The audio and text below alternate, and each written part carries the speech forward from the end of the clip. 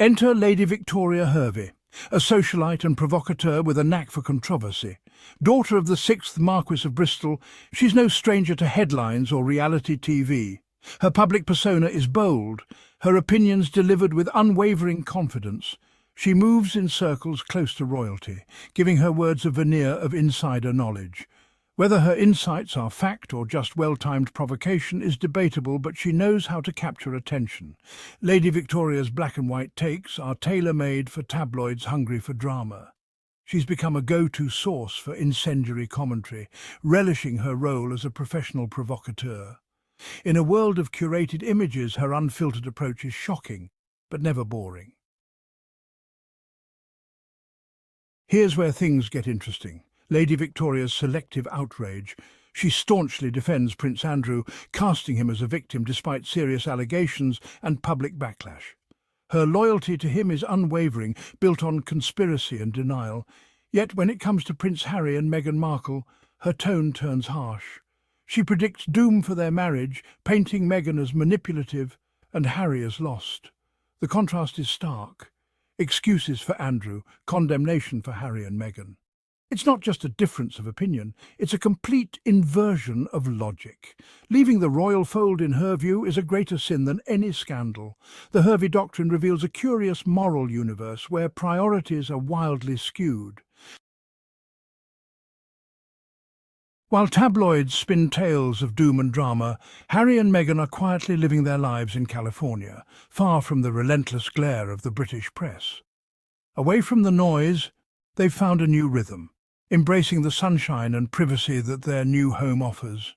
They're raising Archie and Lilibet with love and intention, building their Archewell foundation from the ground up and pursuing their passions in ways that feel authentic to them. Their days are filled with family moments, creative projects, and a sense of purpose that comes from giving back to their community. Public appearances show them happy, relaxed, and at ease, far from the misery the media insists upon. Whether they're attending charity galas or simply sharing a laugh together, their genuine connection is clear to anyone willing to look past the headlines. They've traded the royal spotlight for independence, and it suits them. The freedom to make their own choices, to shape their own narrative, has allowed them to flourish in ways that were never possible before. The contrast with the British narrative is striking.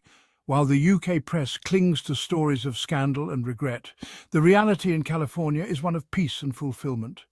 The tabloids need Harry to be miserable. Their story depends on it. Sensational headlines sell papers, but they rarely reflect the truth of everyday life. But the evidence suggests a family thriving outside the institution. Their smiles, their laughter, and their commitment to each other tell a different story, one of resilience and joy. Their life is one of quiet contentment, not the soap opera the media craves. In the calm of California, they found space to heal, to grow, and to simply be themselves. The media ignores the smiles and success, clinging to rumors of regret. But the truth is visible to anyone who looks beyond the sensationalism. The real story is one of personal growth and happiness, not tragedy. In California, Harry and Meghan are writing their own chapter, one defined by love, hope, and a sense of belonging. What we're seeing is classic projection. The media's anxiety is cast onto Harry and Meghan. Predictions of failure reveal more about the commentators than the couple. Harry's rejection of royal life is seen as a personal affront by those invested in the system. Meghan becomes the scapegoat, the outsider blamed for his choices. Baseless claims are repeated until fiction resembles fact. Every action is filtered through a lens of negativity. The couple's real reasons for leaving, pressure, racism, lack of support, are ignored. Instead, the media crafts a narrative of betrayal and doom. The real Harry and Meghan are replaced by caricatures to fit a pre-written script. Empathy is lost. Drama prevails. The media's real problem? Harry chose happiness. He left behind royal duty for a life he and Meghan could shape together. This breaks the tabloid narrative that royalty is the ultimate prize. If Harry doesn't want the fairy tale, why should anyone else? The media, like a spurned lover, insists he must be miserable without them. Every smile is dismissed, every success downplayed. They await his return. But what if he never comes back? What if he's simply happy? That possibility exposes years of criticism as sour grapes. Harry's choice is a threat to their worldview, not a mistake. And so we return to Lady Victoria Hervey and her double standards. Her public persona is a fascinating study in contradictions, a reflection of the very society she represents. She defends a prince embroiled in scandal, yet condemns another who simply chose happiness over tradition.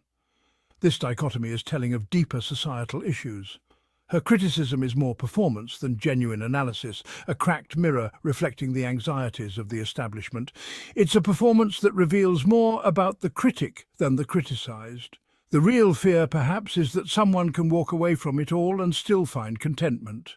This challenges the very foundation of what many hold dear. Harry and Meghan's visible joy exposes the hypocrisy of the system and challenges the narrative that has been carefully constructed over decades. Their refusal to play the traditional game reveals the underlying toxicity of the system. It's a bold move that has left many in the media scrambling to maintain their relevance. The attacks on them aren't true journalism. They're the cries of an industry proven wrong, an industry struggling to adapt to a new reality. Lady Victoria's story isn't truly about Harry and Meghan. It's about a media culture lost in its own fiction, unable to see beyond its own sensational headlines. So, let's be clear, this was never about analysing a marriage. How could it be? You don't need a telescope to see the happy couple and a microscope to see the burning building. The more they reveal their desperation, the more they prove Harry and Meghan right.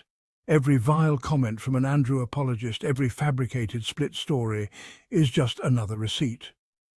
Another piece of evidence in the public court of opinion that they made the only choice they could. So let them be amazed, let them clutch their pearls and peddle their fantasies, because while they're staring into the past, projecting their dysfunction, Harry and Meghan are already living in the future they built for themselves, and it looks an awful lot like freedom.